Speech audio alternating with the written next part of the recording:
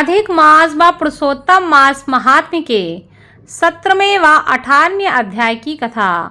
नमस्कार भाइयों बहनों, जय माँ गायत्री। आप सभी का मेरे YouTube चैनल शुभकर माही अष्टो में स्वागत है। आज की इस वीडियो में मैं आपको पुरुषोत्तम मास महात्म्य के 17वें अध्याय व 18वें अध्याय की कथा एक साथ सुना रही हूँ। आप सभी से अनुरोध है, अगर आप मेरे चैनल पर पहली बार आए हैं तो प्लीज़ हमारे चैनल को सब्सक्राइब, वीडियो को लाइक और वीडियो को ज़्यादा से ज़्यादा शेयर अवश्य करें, ताकि आपके साथ साथ आपके अपनी भी इस कथा का लाभ ले सकें और भगवान लक्ष्मी नारायण की कृपा आपके साथ आपके घर परिवार पर हमेशा बनी रहे। नारद जी बोले, हे कृपा के सिंधु, उसके बाद जागृत अवस्था को प्राप्त करके उस राजा दृढ़धनवा का क्या हुआ, सो मुझसे कहिए, जिसके सुनने से पापों का नाश हो गया। भगवान नारायण कहते हैं, अपने पूर्व जन्म के चरित्र को सुनने से आश्चर्य युक्त तथा और सुनने की इच्छा रखने वाले राजा दृढ़धनवा ने वाल्मीकि ऋषि से कहने लगे।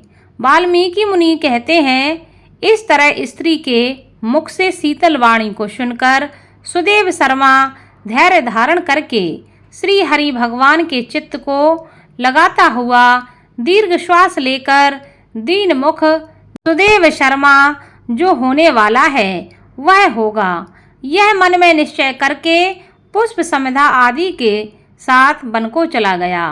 इस प्रकार करते हुए सुदेव शर्मा का कितना ही समय व्यतीत हो गया। बाद में किसी दिन समिधा, कुश, फल और पुष्प आदि लेने के लिए वे वन को गया।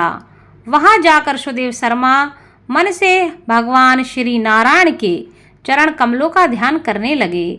उसी दिन उनका लड़का शुकदेव भी अपने मित्रों के साथ बावली को गया।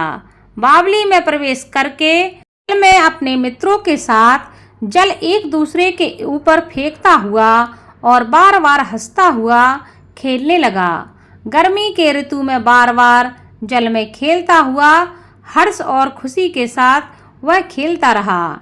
इस तरह प्रेम में मग्न सब बालकों के साथ वह खेल कूद करता रहा।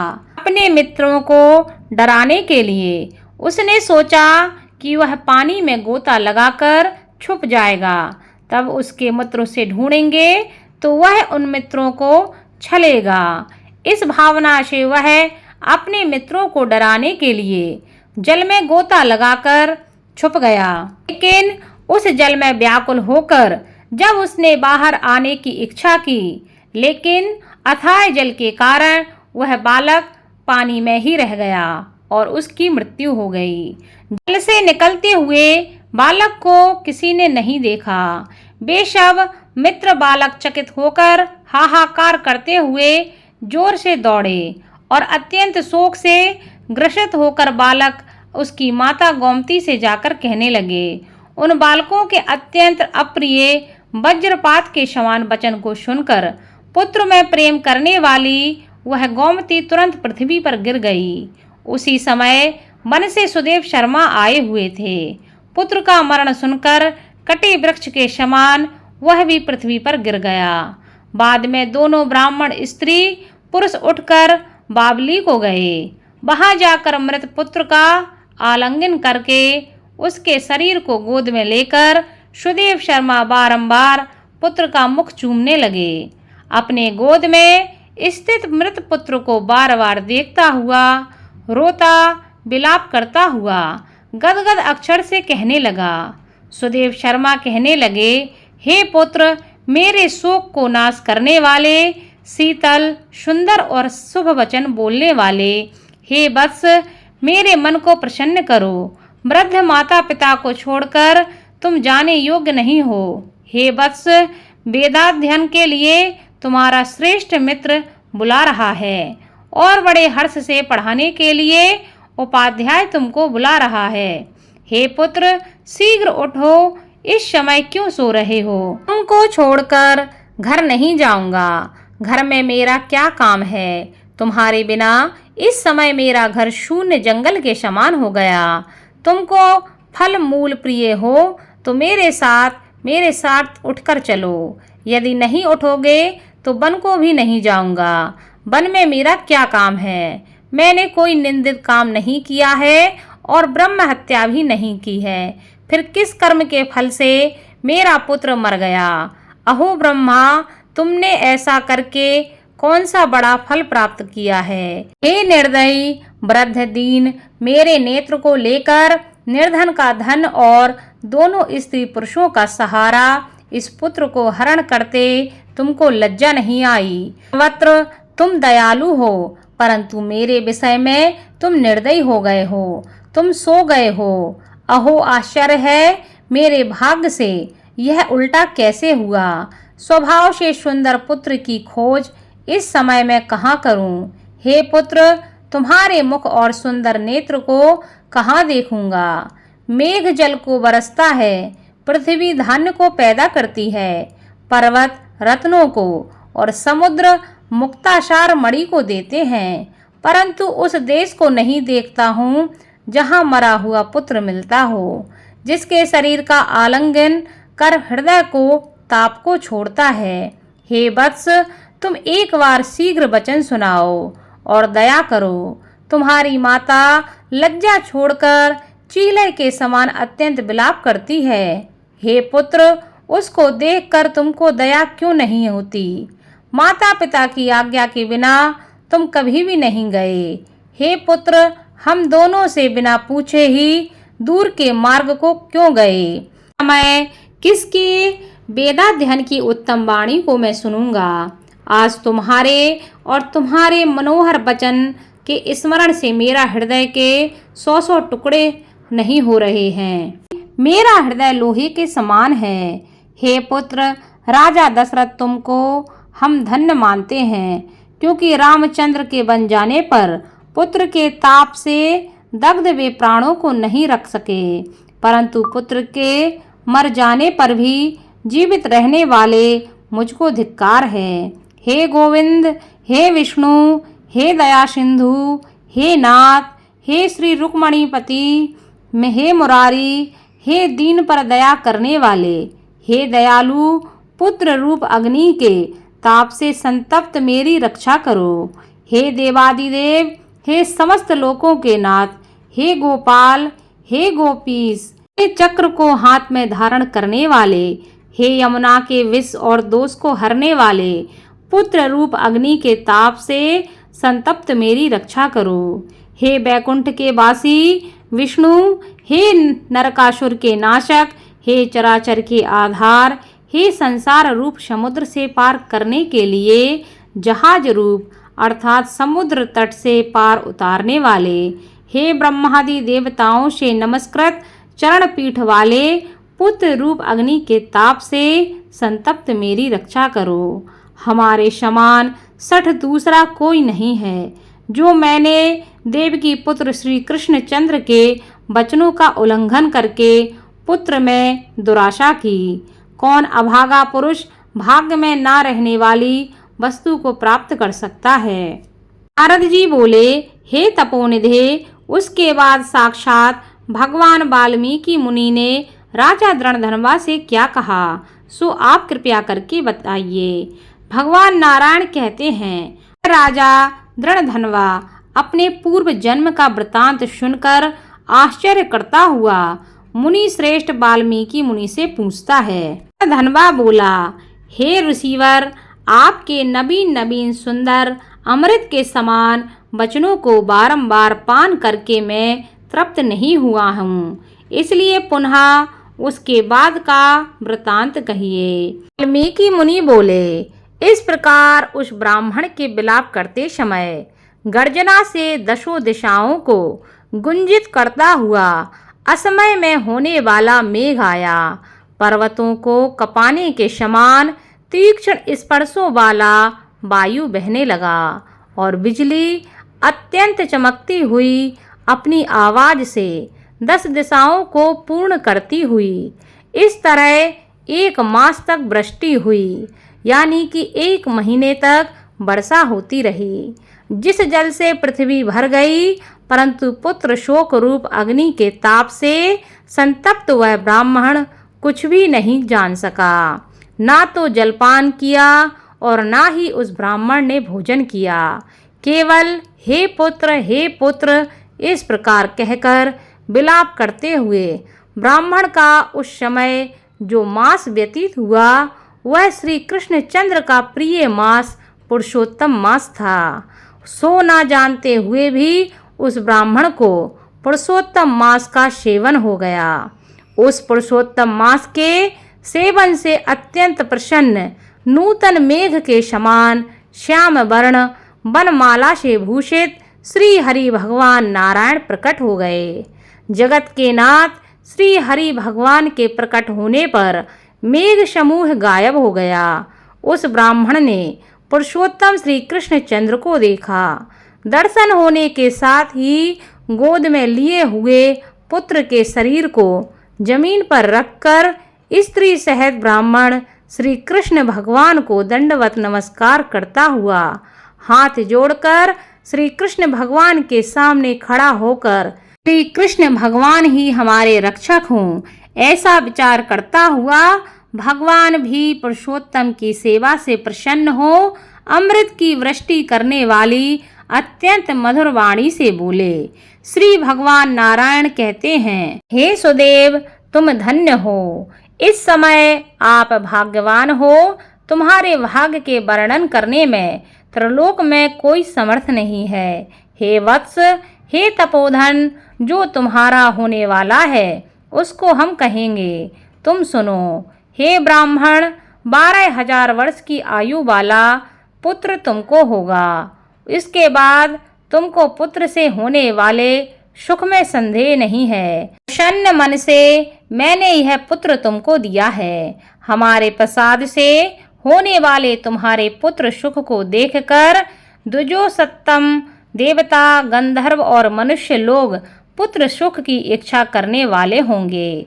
इस विषय में तुमने प्राचीन इतिहास में कहूँगा, जिस इतिहास को पहले मार्कंडेय मुनि ने राजा रघु से कहा था।